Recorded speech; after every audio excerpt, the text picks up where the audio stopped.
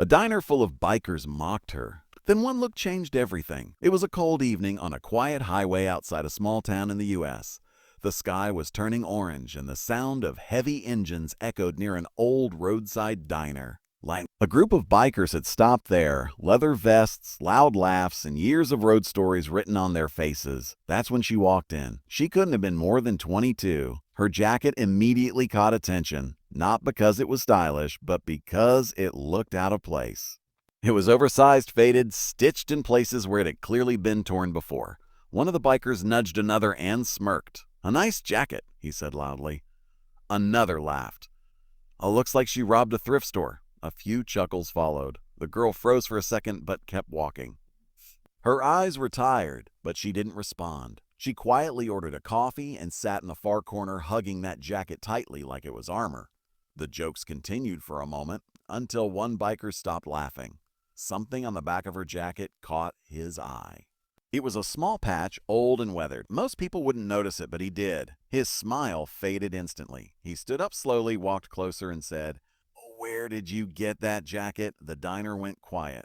The girl looked up, confused and nervous. "It was my father's," she said softly. "Fine." "Oh, I didn't know it was a problem."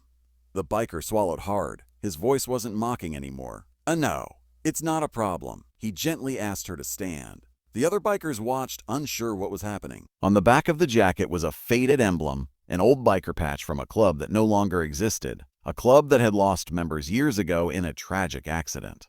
"That patch," the biker said, "belongs to a man who once saved my life." The girl's hands trembled. "And my dad died in a highway crash when I was 9, she said. "This jacket is all I have left of him." Silence. One by one, the bikers stood up.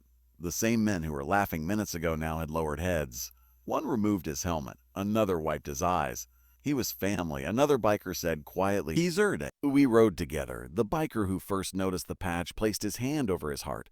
"Our father was a legend on these roads. He protected riders he didn't even know." The girl's eyes filled with tears.